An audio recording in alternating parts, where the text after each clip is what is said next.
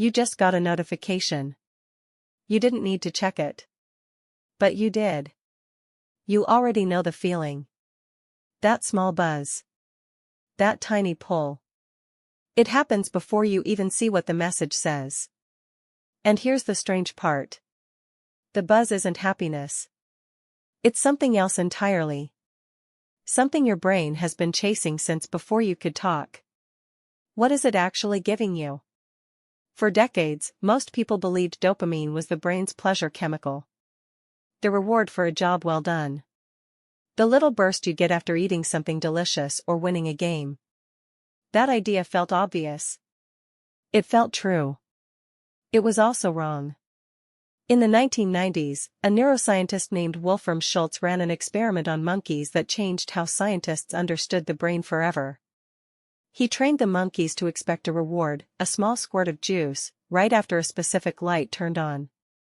At first, the monkeys' dopamine neurons fired when the juice arrived. That made sense. Reward equals dopamine. But then something odd happened. As the monkeys learned the pattern, the dopamine spike moved. It stopped firing when the juice arrived. It started firing when the light turned on instead. The brain wasn't celebrating the reward anymore. It was celebrating the prediction of the reward. The anticipation, not the outcome. This is the first crack in everything you thought you knew about motivation. Dopamine isn't a pleasure signal. It's a prediction signal. It fires the moment your brain believes something good is coming. Not when the good thing actually shows up. Which means the chemical driving your desire and the chemical rewarding your satisfaction are not the same thing at all. Think about your phone again. The dopamine hit doesn't come from reading the message. It comes from the half-second before you unlock the screen. From not knowing. From the possibility. Once you actually read it, the spike is already gone. That's why scrolling never quite satisfies you. You're not chasing the content. You're chasing the moment right before the content. A researcher at the University of Michigan named Kent Berridge took this idea even further. He discovered that the brain actually runs two separate systems. One system handles wanting. The other handles liking. Wanting is dopamine. Liking is a completely different set of chemicals, mostly opioids, released in tiny, specific regions of the brain called hedonic hotspots. In Berridge's lab, rats with their dopamine systems chemically boosted would work themselves to exhaustion for a reward. They wanted it desperately.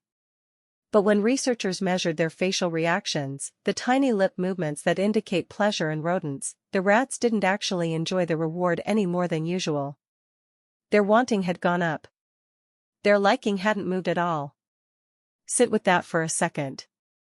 You can want something intensely and feel almost nothing when you get it.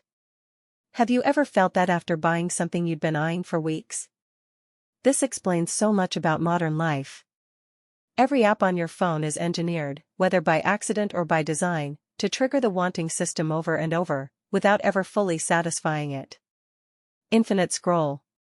Notification badges. The three dots that appear when someone is typing a reply. None of these give you pleasure. They give you anticipation. And anticipation, it turns out, is far more addictive than satisfaction ever could be. There's a reason for this, and it goes back further than smartphones, further than casinos, further than advertising. It goes back to survival. For most of human history, resources were unpredictable. Food wasn't guaranteed. Shelter wasn't guaranteed. Safety wasn't guaranteed. A brain that only released reward chemicals after successfully finding food would be too slow, too passive. It needed a system that pushed the body to keep searching, keep moving, keep trying, even before any reward showed up. Dopamine became the engine of pursuit. Not the reward for finding something. The fuel for looking for it. This is why uncertainty is so much more powerful than certainty when it comes to dopamine. A guaranteed reward barely moves the needle. But a maybe? A possible reward, arriving unpredictably? That spikes dopamine through the roof. Slot machines didn't invent this trick. Your ancestors' foraging brains did, millions of years before the first casino existed. Nora Fokow, a researcher who has spent much of her career studying addiction at the National Institute on Drug Abuse, has shown that this exact mechanism, the mismatch between wanting and liking, is at the center of addiction itself. In her research on substance use, she found that as addiction progresses, the dopamine response to the drug itself often decreases over time.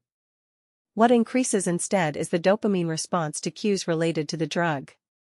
The lighter, the specific street corner, the particular time of day.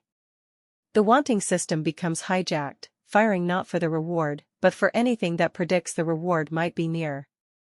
The person keeps chasing, even as the actual pleasure keeps shrinking. You don't need an addiction for this pattern to show up in your own life. Notice how much stronger the urge to check your phone is than the satisfaction of actually checking it. Notice how buying something new feels incredible in the anticipation, in the countdown of the delivery truck, and then strangely flat once the box is finally open.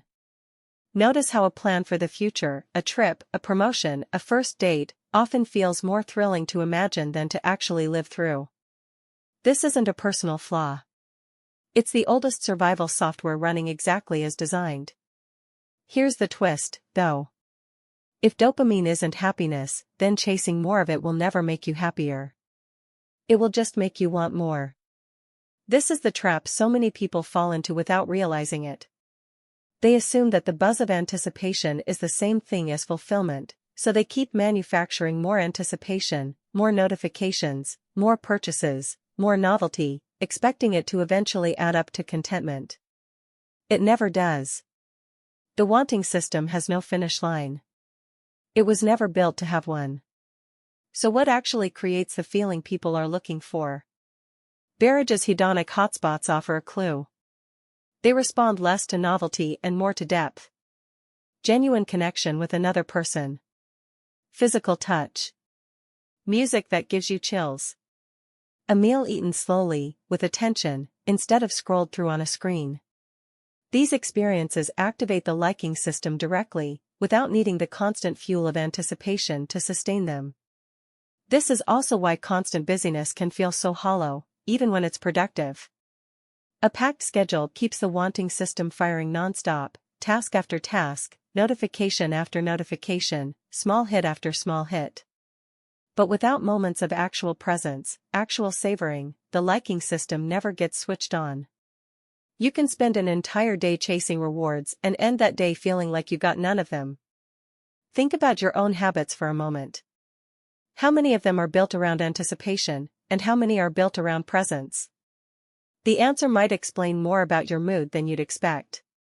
There's something oddly comforting in understanding this. The itch you feel to check your phone isn't a character flaw. It's not proof that you lack discipline. It's an ancient survival circuit, doing exactly the job it evolved to do, just aimed at a target it was never designed for. Understanding the difference between wanting and liking doesn't make the pull disappear completely. But it does something almost as useful. It lets you notice the moment the wanting kicks in, and choose, sometimes, to look for the liking instead. You'll probably get another notification soon. You may even reach for it before you decide to. But now you know what that reach actually is. It's not happiness calling. It's your oldest instinct, still asking the same question it asked 1,000,000 years ago on some ancient plain, long before screens existed. Not, will this make me